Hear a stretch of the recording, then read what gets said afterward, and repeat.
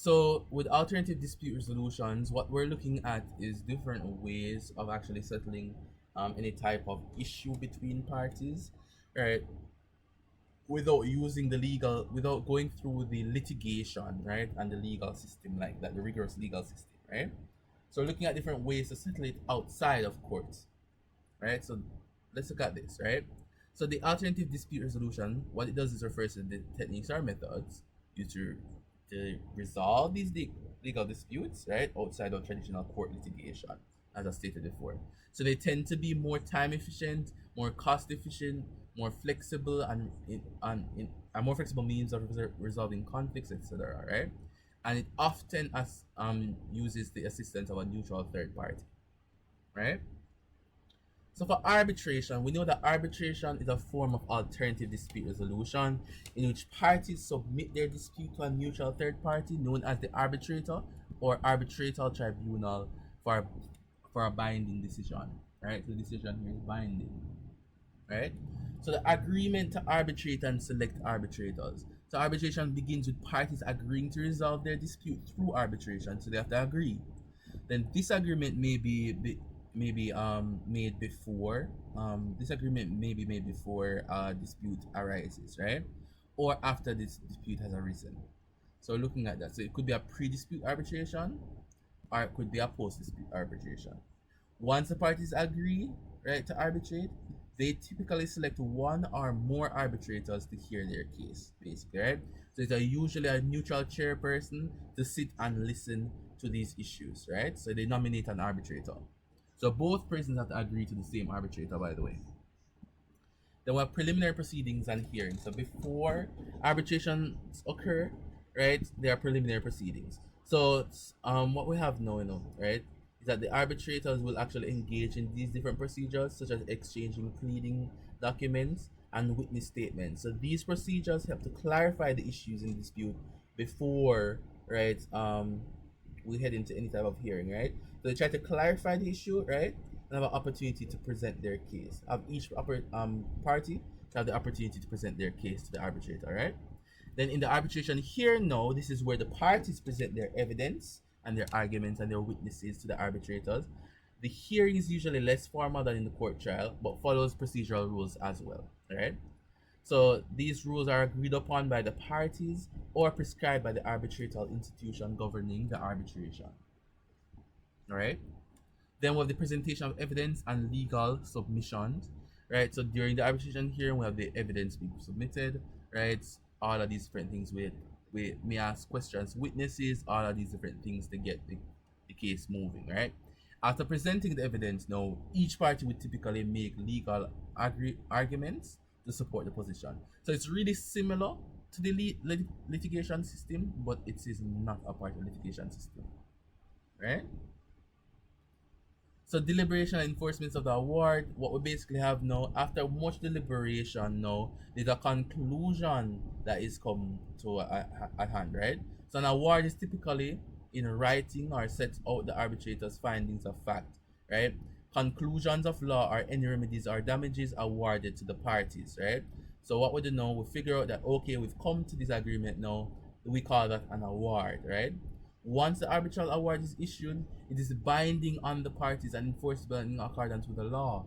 So notice that arbitration leaves things that are awards that are binding. So they're required to comply with the terms of the award. Right? So the advantages of this now, the decision of the arbitrator may be enforced as a judgment of the court. Arbitration proceedings are less costly and less time consuming than a full court trial. And the informal settings promote relaxation of tensions rather, between the disputants. Right? So those are generally the things that we talk about with arbitration. Are there any questions or concerns with arbitration?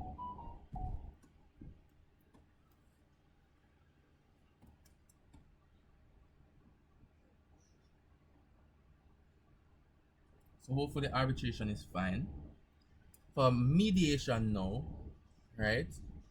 So mediation and arbitration are two key forms of alternative dispute resolution, right? So we note that. So mediation is actually voluntary. So we're looking at this now, right? So both of them have a neutral third party, right? And in the case of mediation, it's called a mediator, of course, to facilitate communication and explore interests and generate mutually acceptable solutions, right? So we know that it is voluntary, right, confidential and flexible, allowing for the parties to retain control over their outcome and preserve or repair any relationships. So it's less harsh than arbitration, right? On the other hand, arbitration involves submitting the dispute to the natural arbitrator, the neutral rather, neutral arbitrator, the arbitral tribunal, who hears evidence, right, evaluates arguments, and renders a binding decision. But while arbitration really shares some similarities with litigation, such as the presentation of evidence and legal arguments, it offers parties that are more streamlined, cost effective, right? And the private process for resolving disputes, right? So this is similar to mediation. Both mediation and arbitration provide parties with alternatives, right, to traditional courtroom litigation, promoting efficiency, fairness, and preservation of relationships in the resolution of legal conflicts, right? But what are the main differences now? Some of the advantages of mediation, and these are kind of differences between mediation and arbitration. Mediation is still time and cost effective, right? So we have that there. Confidentiality is maintained within mediation. So the parties sign an agreement in mediation that any concession made by one party for the purpose of the mediation will not be mentioned to the judge if the mediation fails and the matter goes to trial. So it will not be mentioned. Fairness and flexibility is promoted. So as the mediator is trained not to appear to be favoring one party or the other. And then we have the fact now it shows that reliability in terms of compliance with the final decision, right? So a person who has agreed to a solution is more likely to do what he promised if a court or a third party makes more um makes orders rather, should say orders, compelling him to do something. So basically we're saying if we do mediation, people are usually more compelled to actually agree with the decision that they actually decided together, rather than actually adhering to a decision given to them by the court, right? And mediation, the award here is not necessarily binding, so that's a major difference between mediation and arbitration. Mediation is not necessarily binding, but arbitration most definitely is. So if you put it on a spectrum, you have litigation, then arbitration, then mediation. So mediation is the most different one from the litigation, while arbitration is really closer to litigation than to mediation. All right, so that's really that there.